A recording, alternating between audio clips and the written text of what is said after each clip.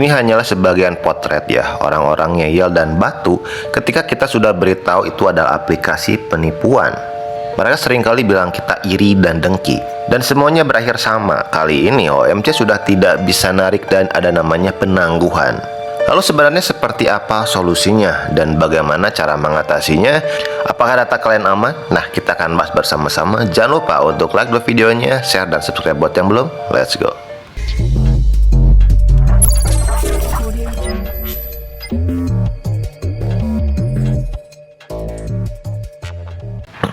Sudah banyak informasi dan berseliweran di YouTube, TikTok, Twitter, dan semuanya menyatakan bahwa OMC itu adalah investasi bodong. Tetapi masih banyak orang yang tidak percaya dengan itu semua. Sebagai contoh dari Moms Ideal ini, dia sering namanya share-share juga mengenai aplikasi OMC ini. Dan rekrutannya sampai 3.000 lebih karyawan, coy. Dia ini bahkan sampai dapat mobil dari OMC ini, aplikasi Ponzi abal tipu-tipu. Tapi jangan senang dulu, karena biasanya aplikasi seperti ini akan memakan korban. Walaupun sudah untung, biasanya akan dikejar para bawahannya. Dan yang paling mengerikan dari semua itu adalah keterlibatan pihak kepolisian. Contohnya di sini ada namanya dari Nina Diana, kita screenshot aja. Dan ini sebagai bukti juga supaya kalian semua hati-hati dalam namanya menyebarkan sebuah aplikasi online. Dia bilang katanya sebelum buka kantor izin dulu nih kepada aparat setempat. Dan yang diposting ini adalah Kapolsek Batu Jaya. Lo bayangin guys, Kapolsek percaya sama beginian dan diizinkan gitu. Pertanyaannya satu, apakah mereka ini tidak paham aplikasi Ponzi? Bahkan di aplikasi sebelumnya banyak aparat yang join, dari kepolisian, tentara pun juga ada. Sangat disayangkan dan miris sebenarnya. Bahkan sebelumnya OMC ini sudah banyak korbannya. Kenapa? Karena banyak akun yang telah dibekukan atau ditangguhkan guys. Sebelum kita ke solusinya, tolong lihat dulu video dari TVRI ini. Pemirsa, Satuan Tugas Penanganan Aktivitas Keuangan atau Satgas Pasti tengah melakukan analisa pada legalitas OMC, sebuah aplikasi yang saat ini ramai diperbincangkan masyarakat sebagai platform penghasil uang. Apa ini OMC? Nah, setelah kami telusuri dan kami lihat bentuknya seperti apa, memang belum ada. Kami coba klarifikasi, kebetulan 2 kali tidak datang. Dan kami adakan rapat Satgas Pasti untuk mengecek lembaganya seperti apa. Jadi secara kelembagaan memang OMC saat kemarin waktu klarifikasi tidak dapat memberikan bukti legalitas dari badan usaha dan usahanya. Untuk masyarakat ini karena kami belum bisa bilang seperti apa karena masih dalam kajian. Tapi untuk masyarakat, jika ada tawaran berbentuk apapun, pertama itu kita lihat harus legalitasnya dulu.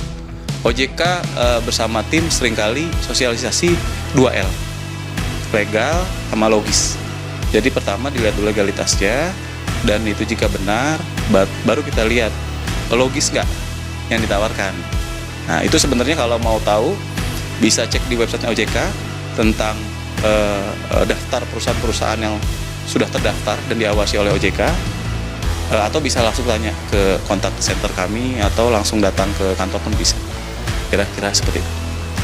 Nah, dari sekian banyak bukti yang sudah disampaikan, bahkan sampai TVRI pun menyampaikan, tetapi banyak orang-orang yang masih percaya dengan OMC ini. Dan kabarnya sekarang ini OMC sudah tidak bisa penarikan. Ya, otomatis ini udah ancang-ancang buat kabur. Di grupnya pun juga sudah banyak sebenarnya orang-orang yang sudah ngingetin, dan ya masih banyak yang ngeyel juga ternyata.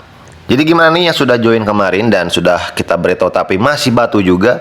Bagaimana pendapat kalian dan sekarang kalian tidak bisa narik? Nah, kenapa sih tidak bisa narik? Alasannya adalah selama proses transaksi penyesuaian biaya. Nah, untuk memastikan kelancaran peralihan sistem dan keakuratan data, kami perlu melakukan sinkronisasi data dengan bank mitra utama. Ini adalah alasan utamanya, dan ini sering terjadi di aplikasi Ponzi. Oleh karenanya, penarikan hentikan selama 2 hari dari tanggal 2 hingga 3 Juli. Nanti tiba-tiba ada namanya bayar pajak. Nah, itu hati-hati teman-teman. Atau misalkan bayar beberapa persen dulu untuk penarikan. Jangan mau. Tambahan juga, kalau misalkan nanti ada yang nawarin kalian namanya bisa membalikan uang kalian di aplikasi, itu semuanya adalah scam. Penipu juga komplotan mereka. Nah, selanjutnya akan ada namanya perubahan grup, berubah nama, share aplikasi Ponzi lainnya. Itu hati-hati jangan sampai kalian klik, karena rata-rata ada juga aplikasi phishing. Lalu solusinya seperti apa? Cuman satu, teman-teman. Minta ganti rugi kepada yang ajak kalian. Kenapa tidak laporan kepada pihak kepolisian? Percuma, teman-teman. Karena aplikasi yang sebelumnya pun juga tidak ada penindakan yang secepat segera dan seger cepet tuh. Kamu sih kemana-mana.